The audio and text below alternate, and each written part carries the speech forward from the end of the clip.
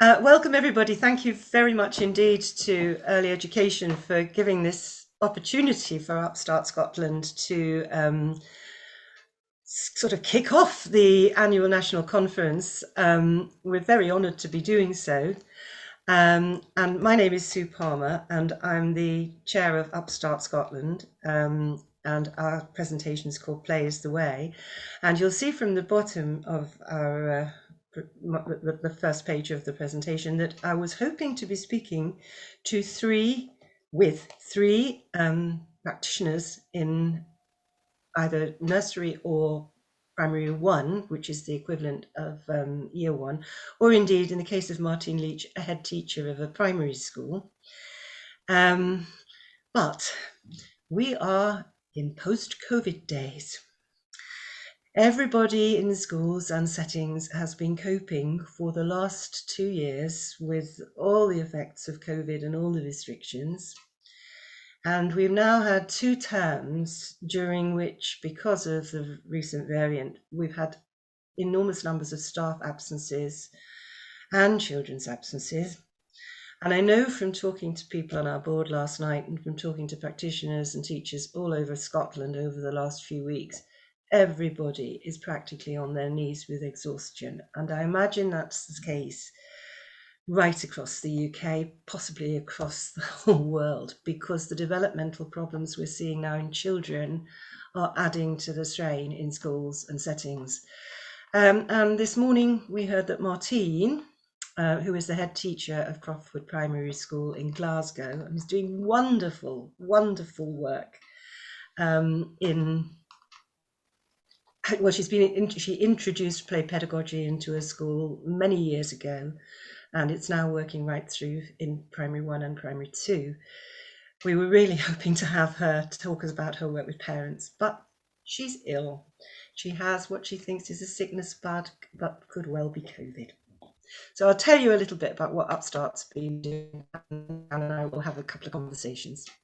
First, that's who we are. We want a kindergarten stage, not something that school starts at 5, but an actual statutory kindergarten stage for children aged 3 to 7, which is rights focused, relationship centred and play based as often as possible outdoors. And we have always throughout our existence had lots of support from a wide range of experts, people with very different professional backgrounds, from mine, which is basically primary education, or our vice chair, Kate, is a very experienced early childhood practitioner. Apart from the educational realm, children's rights, Play Scotland, talking about the science of play, developmental neuroscience, you might be able to spot Colwyn Trevarthen on that picture there. Public health, we have a professor of public health on our board, and children's rights. We've worked with all these people, and that's been, I think, an enormous strength, because they know that what happens in those very vital years of early childhood, birth to 8, according to the United Nations, is vital for society's long-term health. We thought at the beginning that it wouldn't be difficult, because we thought people would see this sense very quickly, and we already have this early level to our very good national curriculum, I think, and I love curriculum for excellence, and it is developmentally appropriate, but as Chloe will probably agree with me, it wasn't really being done across into primary 1 in most schools. So we felt we got to move that up. It was there, you could do it. We also know that Scotland has a lot in common with the Nordic countries, and their huge success in terms of education and children's well-being would surely help show the evidence that this is a productive way forward. And we thought that if we explain to them that we in the UK have a ridiculously early school starting age, that it's really just a sort of hangover from the British Empire. It's mostly countries, ex-British Empire countries. That there's no educational reason behind it at all. And countries that have a later start do better. Everybody would just go, of course, let's have a kindergarten stage. We had reckoned without national culture. What I recently saw called the collective mental programming of society. The general feeling that people have that school means the 3 R's, and when you get into school, that's what you should be doing. Not just the general public, but also politicians. And unfortunately, due to that conviction, when our when our government introduced a Scottish National Standardised Assessment in primary schools, they thought, oh, well, we'll start it in primary 1, which is the equivalent of reception. So that caused a problem right from the beginning.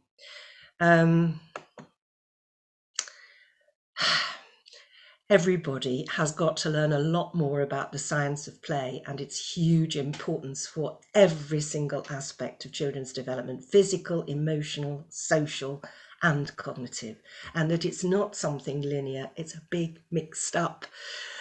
Play does all of it all at the same time. And they've also got to start recognising, and I fear that this is still the conception, certainly in terms of news reporting and media, that nursery is looking after the little ones while the mummies and daddies are at work, and realise that nursery now, the science is showing us, is one of the most vital parts of the education system. So all that's there, and we found that we were working very hard, but we worked hard, and things, you know, we're still trying to get that big chasm changed, and we think in Scotland we are making progress. So there has been significant progress, and I think, Chloe, you can come in with me on this one. One of the big things has been the huge improvements and the real movement of everybody, starting from the Care Inspectorate publishing My World Outdoors, and nowadays through Thrive Outdoors and so on. And I mean, your schools, nursery children get out an awful lot, don't they? Yes, they do. And the outdoors is so important for everyone, not even children, for us as well, for our mental well-being. And we love the My World Outdoors document in our setting, and it's really helped us to reflect on our outdoor spaces and making the very best out of them for children, so they can explore the outdoors, be curious, develop their sense of wonder, and just enjoy being in nature altogether. And in fact, we were saying earlier before we started recording that in time of COVID, it's even more important, and the sort of social skills that children have been finding difficult because of developmental issues, are they more easy to encourage when the kids are out? They are, yeah, because they're not confined to spaces, and they can choose outdoors where they want to go and engage with other children as well. And I think COVID has had a really significant impact on the confidence of children. And I think, and I believe that the outdoor space can develop that confidence on a whole other level. One of the things that came about through Play is the Way was having the book groups that we did afterwards. I'm sorry, everybody that's not, we did a book called Play is the Way, which I'll mention later. But one of the speakers, Helen Dodds, was talking about how a lot of the mental health problems that come later are due to anxiety. And I think many of our children have developed quite a lot of anxiety over COVID. Yeah. But the thing that her research had found was that if they were outdoors and able to be a little bit adventurous and take their little risks outdoors, that really helped to, you know, counter the anxiety and develop long-term resilience. So that's been, I think we've made huge progress, and it is right across the country, particularly in nursery and ELC, but it's moving into P1 and P2 big time as well now. We've also got our 1140 hours funded early learning and care, as in most of the UK. And we've got a bit of extra in Scotland because an offshoot of Upstart called Give Them Time did an automatic granting of parental requests. That's going to happen. Any 4-year-old whose parents request that they get a deferral will get it from 2023, and they'll also get a further year of nursery funding. And until we do get a proper kindergarten stage, that is a really good step. We'd like to see all our 4-year-olds in nurseries rather than some of them going up to school so early. So that's a move forward too. But the great move forward, I'm sure with me, was this publication of new statutory guidance in 2020, which is wonderfully developmental, and it covers birth to the end of the early level. So we now have actual permission to carry on doing play pedagogy right across to the end of P1. And I think from that we could start to move it up into P2 as well, really do it. So that, Chloe, when did you first discover realising the ambition? I remember during the first lockdown, myself and my team, when it was just released, really delved into it because we had the time to do it. And then when we returned from lockdown, we used it to reflect on our spaces in our nursery, including our outdoor space as well.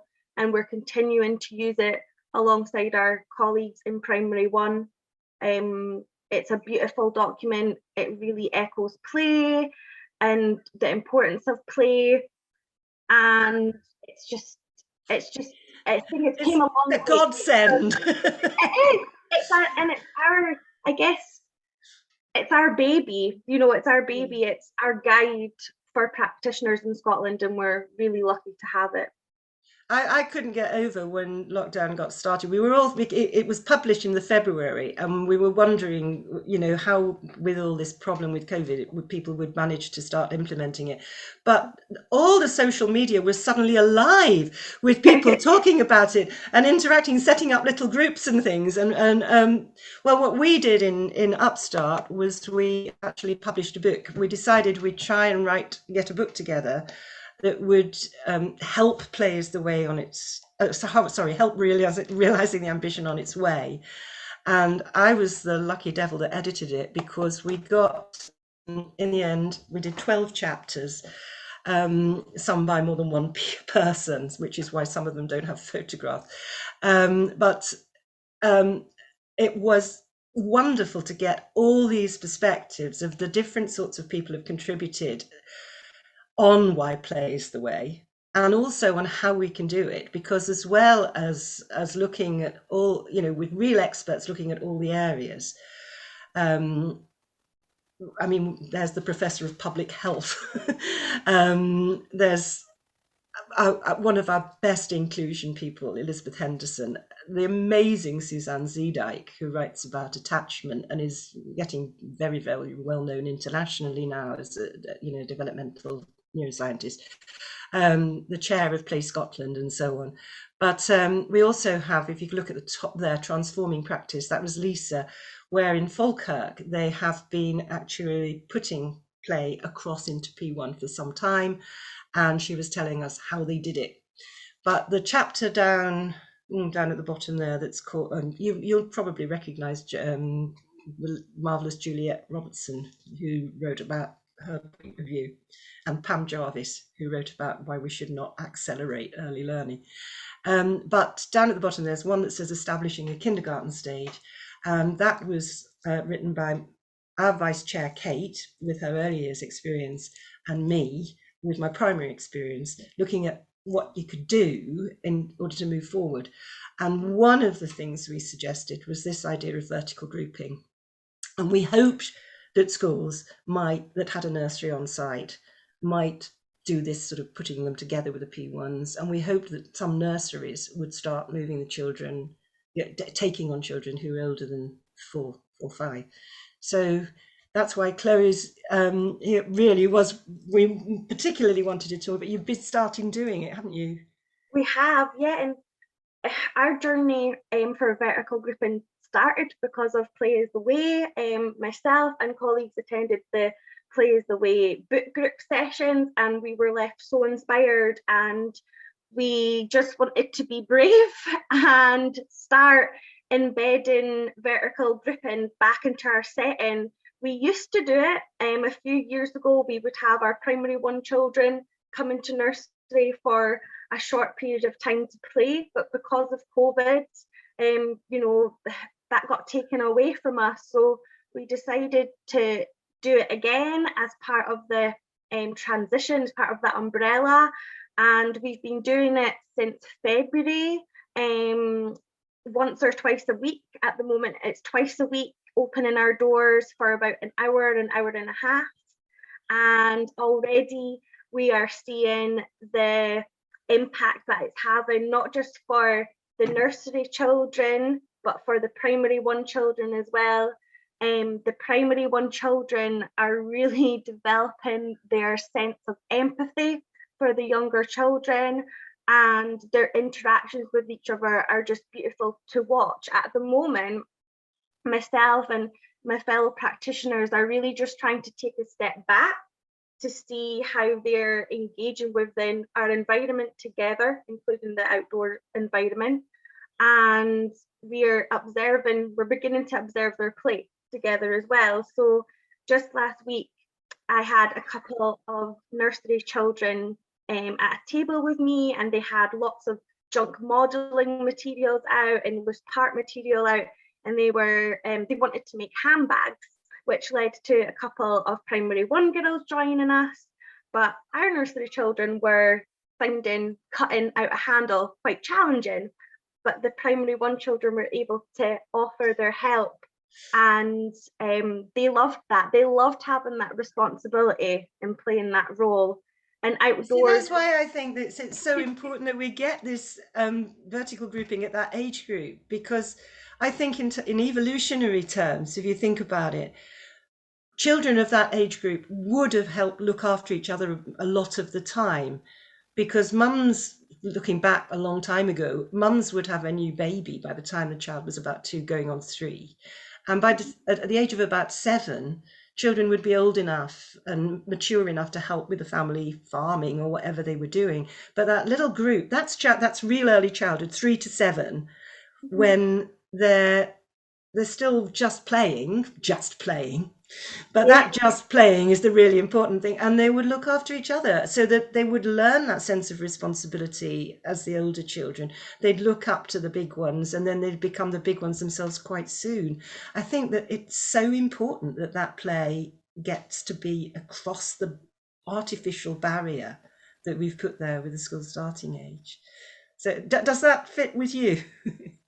Yes, yeah, we just believe in it, and we have big plans to embed vertical grouping more and carry it on throughout the week more for August for our next term.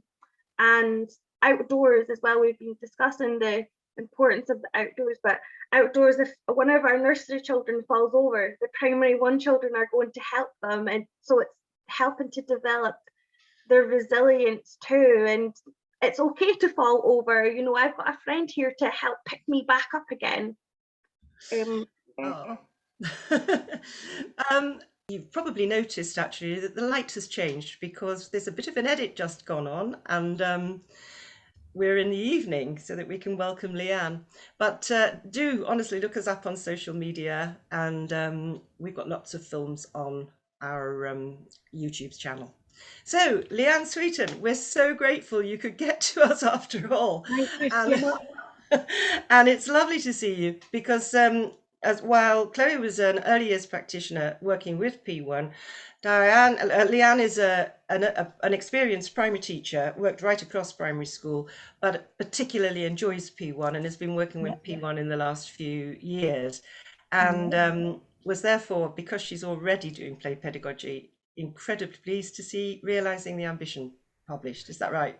Yes, absolutely. I was just saying before that obviously I had already been on my play journey for a couple of years, just before Realising the Ambition was published in February 2020, and it coincided with us actually being inspected at Aberdour Primary School in Fife.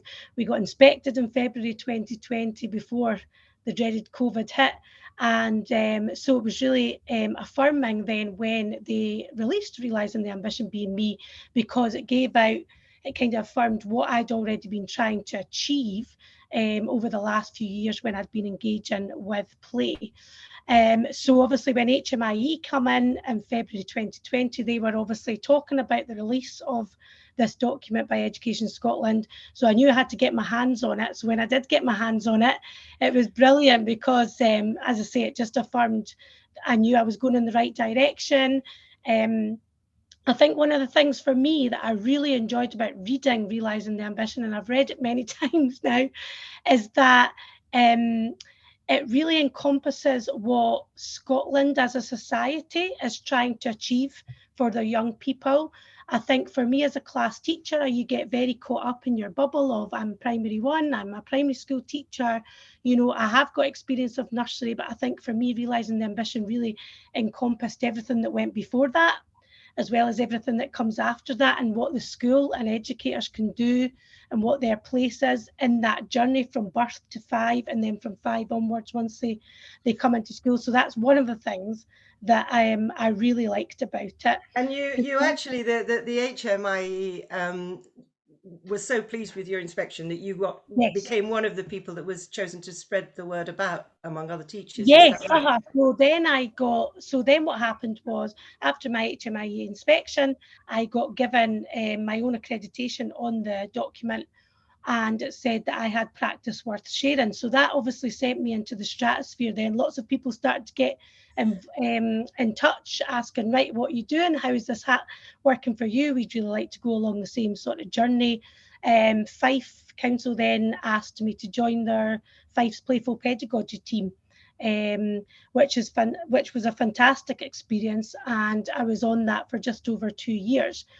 That gave me the platform then to spread my journey further and really help and support other primary one teachers across Fife Council to start their play journey, and to look at those key messages that Realising the Ambition gives about your environment, and about how it's about your spaces and your interactions and the experiences that you want your children to have in those spaces. So yeah, I worked on, so Fife produced, and I supported them with it, an audit document, which we actually now use across the South East Improvement Collaborative, which is, if you haven't heard of it, it's called the SEIC. Throughout Scotland, different councils get together in sort of groups of 5, and they work across authorities to support one another in sharing good practice. And at the moment, the SEIC, the South East Improvement Collaborative, which I'm now a part of, and I'm called what they call a pedagogy pioneer, they then took the work that I'd done in Fife, and now I work for the SEIC as well. And on that, my role there is I support practitioners in primary one right across those 5 councils now, and promoting play pedagogy. And are you still teaching as well? And I'm still teaching, yes. I am now principal teacher. I'm acting principal teacher, which again came on the back of my play journey. So I've been super empowered over these last few years. You know, I was sitting in my wee bubble in primary one. I knew play was the way. I'd come to Upstart, Scotland, a good few years ago now. And up in Falkland, when you did something up in Falkland, I came to an evening there. That's kind of what sparked my journey in the first place. And I just took it from there. So it kind of, then I became principal teacher with a remit for play pedagogy. So we actually now have play pedagogy all the way up to primary 7 in Aberdeen. And I would happily share that journey, but that's for another time.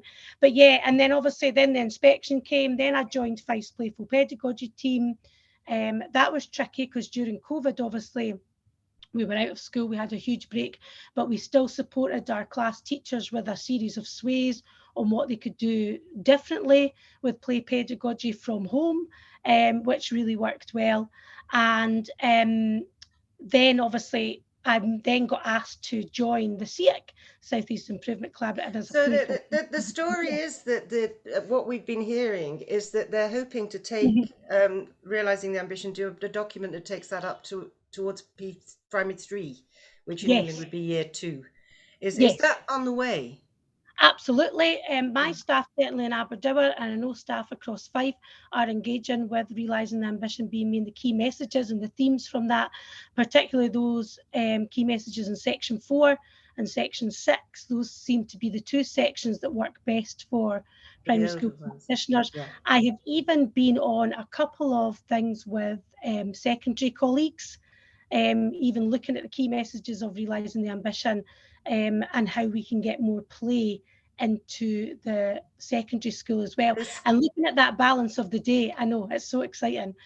Just looking at that balance of the day, because that's really all it is about looking at what can we do that's child initiated, what can we do that's child directed, what can we do that's teacher directed, and how can those three approaches come together to facilitate play as best we can. And now obviously it's a right of the child, so, and it's enshrined in law now in Scotland, which is even more exciting.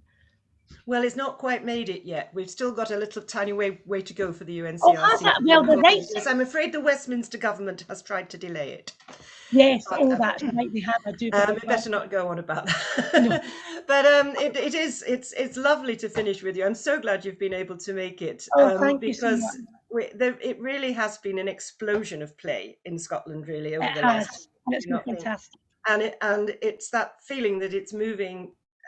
It's what we should be doing, is starting from the bottom up, from the younger children. Yeah. Children develop upwards to the sun. Yes, And absolutely.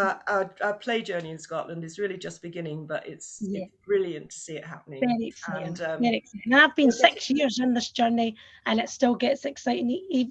Every year I do it, something changes, something builds upon the last year. Yeah, so I can't see it. It's just snowballing at the moment, which is fantastic. Well, thank you ever so much for managing to make it this evening, and Thank you. we'll be all being well. I hope that we've managed to put together a good enough picture of what's happening in Scotland. And please check us out, everybody, on the Upstart Scotland website and through our social media. Thanks, Leanne. Thanks to Chloe. Thank you so much. Get well soon, Martine. Bye-bye. Thank you.